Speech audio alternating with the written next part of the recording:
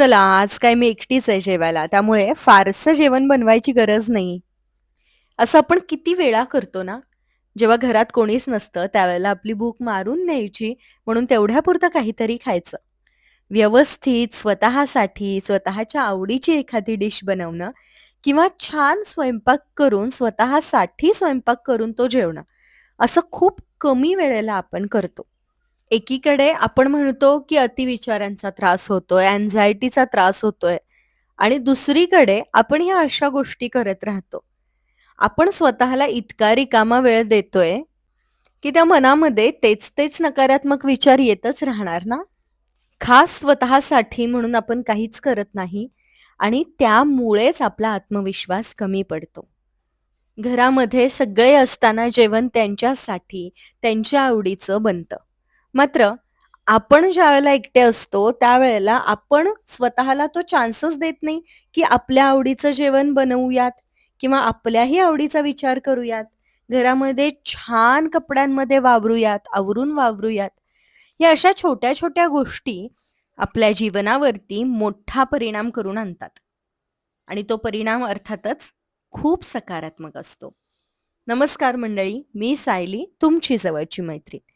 आपल्या स्त्रियांना ना बरेच हार्मोन्सचे प्रॉब्लेम्स असतात, तब्येतीचे आणखी बरेचसे प्रॉब्लेम्स असतात आणि त्यासाठी सगळ्यात महत्त्वाचा आहे, तो म्हणजे आपली जीवनशैली. आपण सगळ्यांसोबत असू देत किंवा आपण कधी एकटे असू देत. आपण काय खातोय, काय करतोय, किती वाजता उठतोय, व्यायाम करतोय की नाही, या सगळ्याचा परिणाम आपल्या व्यक्तिमत्वावरती होतो, आपल्या विचारांवरती होतो.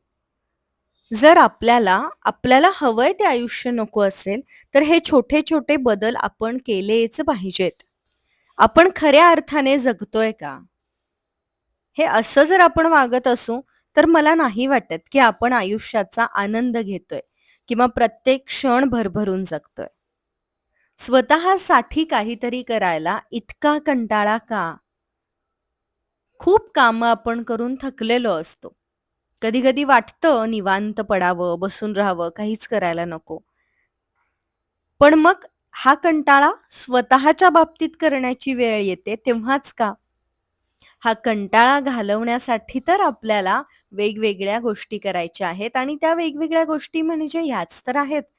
याच सर्व गोष्टींमुळे आपला कंटाळा दूर होणार आहे, आपल्यातला आत्मविश्वास वाढणार आहे. जर आपण स्वतःची काळजी नाही घेऊ शकलो, जर आपण स्वतःच्या विचारांना कंट्रोल नाही करू शकलो, तर आपण इतरांची काळजी कसं घेऊ शकू? आपण इतरांना चांगले सल्ले कसे देऊ शकू? आपण ना करत काहीच नसतो. आपल्याला फक्त रिझल्ट्स हवे असतात. किती वेळा मी सांगते, की रोजच्या जीवनामध्ये अशी एखादी गोष्ट करा, जी तुम्हाला वेगळं काहीतरी देऊन जाईल. मग ती लहानातली लहान गोष्ट का असेना. या अशा लहान-लहान गोष्टींमध्ये जेव्हा आपण व्यस्त राहतो, त्यावेळेला अतिविचार करायला वेळ कुणाला मिळतो? समोर ज्यावेळेला बऱ्याचशा गोष्टी असतात आणि त्या आपण आनंदाने करत असतो. आपल्या स्वतःसाठी ज्यावेळेला आपण काहीतरी क्रिएट करत असतो, मग भलेही आपण ते सोशल मीडियावरती नाही अपलोड करत. पण आपण स्वतःसाठी एखादा छान डिश बनवतो किंवा एखादा छान प्रयोग करतो, नवीन काहीतरी बनवतो, आपल्या हातून काहीतरी निर्माण होतं.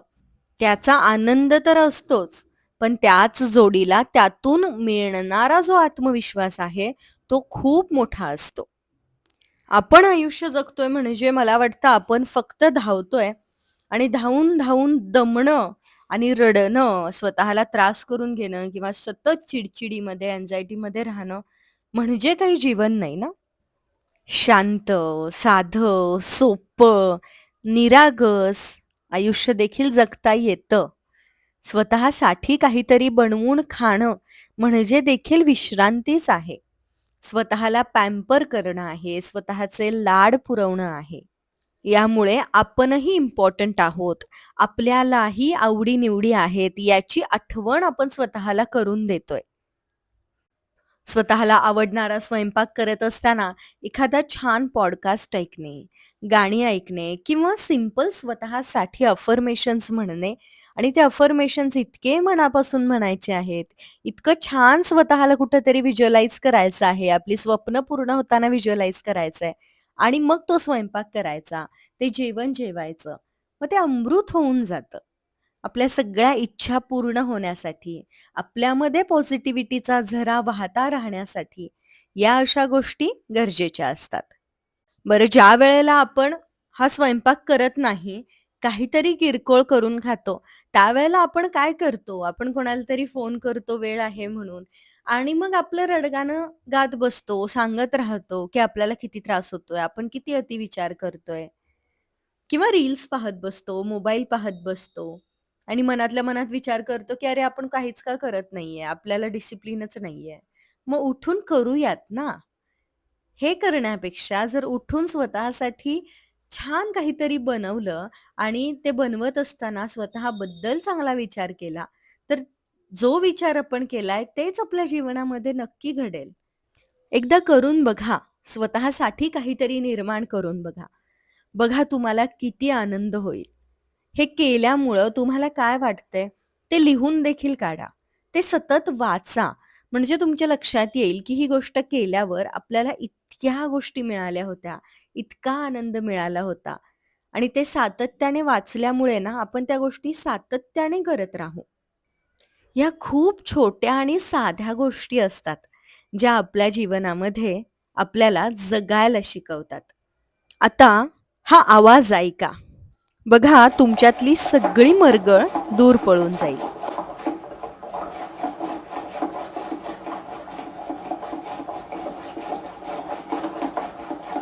आत्ता जसं आपण जाणीवपूर्वक या आवाजाकडे लक्ष दिलं, अगदी त्याच पद्धतीने छोट्या-छोट्या गोष्टींकडे लक्ष देणं, ते आवाज ऐकणं, त्या गोष्टींचं निरीक्षण करणं म्हणजे वर्तमानात राहणं.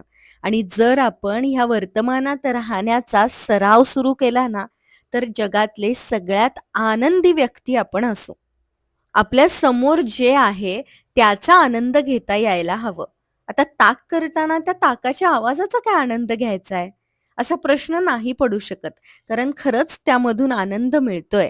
पापड भाजत असताना त्याचा जो सुवास येतोय त्यातून छान वाटतंय किंवा फोडणी टाकत असताना फोडणीचा जो वास येतो त्यातून आपल्याला किती छान वाटतं. आपण हे आपल्यासाठी करतोय याचा आपल्याला अभिमान वाटतो. आपल्याला समाधान मिळतं. आणि ह्या समाधानाला दुसऱ्या कोणत्या समाधानाची तोड आहे का हो? क्षणाक्षणाचा आनंद घेणे म्हणजे काय? हेच तर आहे ना? चला, आजपासून प्रत्येक क्षणाचा आनंद घेऊयात.